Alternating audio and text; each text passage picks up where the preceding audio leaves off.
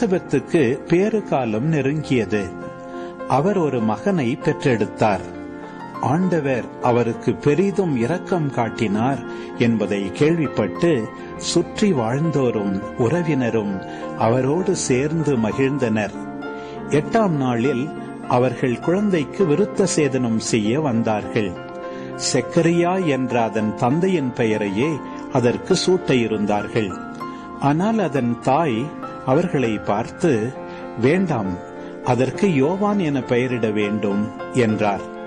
அவர்கள் அவரிடம், உம் உறவினருள் இப்பெயர் கொண்டவர் எவரும் இல்லையே என்று சொல்லி, குழந்தைக்கு என்ன பெயரிடலாம், உம் விருப்பம் என்ன என்று தந்தையை நோக்கி சைகை காட்டி கேட்டார்கள்.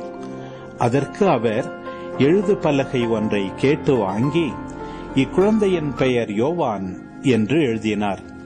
எல்லாரும் வியப்படைந்தனர்.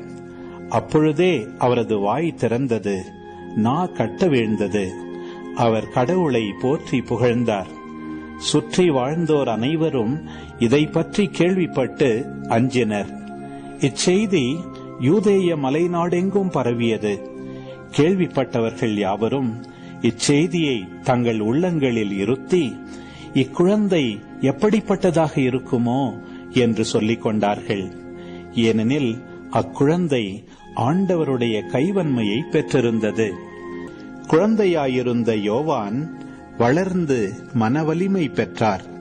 இஸ்ரேல் மக்களுக்கு தம்மை வெளிப்படுத்தும் காலம் வரை அவர் பாலை நிலத்தில் வாழ்ந்து வந்தார்.